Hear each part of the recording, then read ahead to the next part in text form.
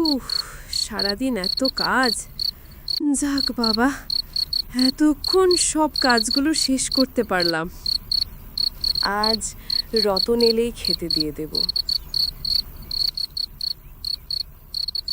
রতন এখনো ফেরেনি কেন? এতটা সন্ধে গড়িয়ে এলো।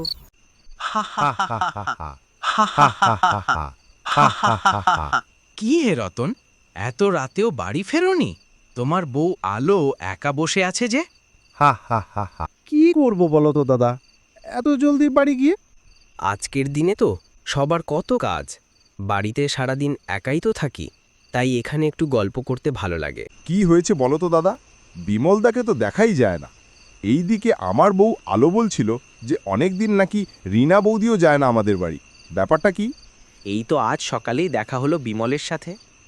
বিমল বলছিল ওর আজকাল পুকুর পাড়ে আসতে ভালো লাগে না, বাড়িতেই থাকে। কি বলছো দাদা? যাকগে, বাদ দাও, আজ আসি। হ্যাঁ, কাল দেখা হচ্ছে তবে। কি গো, তুমি এলে? এসো, হাত পা ধুয়ে নাও, আমি না হয় চাটা বানাই। না না, চাটা রাখো তো। আমি যাই পুকুর পাড়ে, একটু জমিয়ে আড্ডা দিয়ে আসি। তুমি চা করে খেয়ে নাও। আরে দাঁড়াও তো, কথাটা শুনে যাও।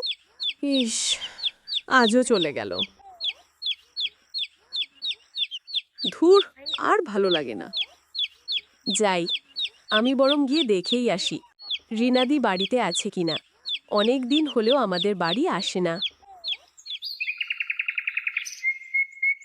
এই তো রিনাদি, তোমার খোঁজেই যাচ্ছিলাম। কি হয়েছে বলো তো? কতদিন হলো আমাদের বাড়িতে যাও না? সব ঠিক আছে তো? হ্যাঁ গো আলো, সব ঠিক আছে। আমিও তোমার কথাই ভাবছিলাম। আসলে কি বলো তো, তোমার দাদা জলদি কাজ সেরে বাড়ি ফিরে যায়। ওর সাথে গল্প করতে করতে কখন যে রাত হয়ে যায়, তাই সময় হয়ে ওঠে না গো। ভাগ্যে করে স্বামী পেয়েছো দিদি, এমন কপাল কজনের হয় বলো তো? তা ঠিক, তবে তোমার কি হয়েছে আলো? মুখখানা শুকনো লাগছে। শরীর ভালো তো? হ্যাঁ হ্যাঁ, আজ আসি বুঝলে, অনেক কাজ পড়ে রয়েছে। ঠিক আছে আলো, আবার দেখা হবে।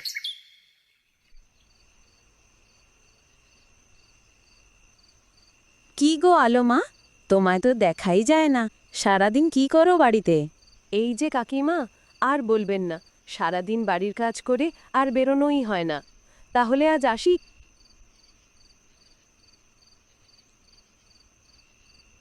আজ চলি ভাই, আমার মনে হচ্ছে আলো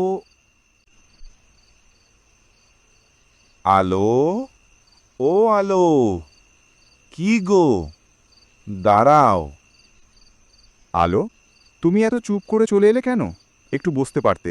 আর কি বলবো, সারাদিন তুমি পরিশ্রম করো, তাই আমি তোমার জন্য অপেক্ষা করি। তোমার হয়তো মনে হয় তোমার কাজটা গুরুত্বপূর্ণ, কিন্তু আমার কাছে তোমার জন্য অপেক্ষা করাটাই সবচেয়ে গুরুত্বপূর্ণ কাজ। পুকুর পাড়ের বটগাছ আর গ্রামের গল্প তোমার মন ভোলাতে পারে, কিন্তু তোমার বাড়ির পথের যে হাঁটাটুকু, সেইটুকু সময়ও কি তুমি আমাকে দিতে পারো না?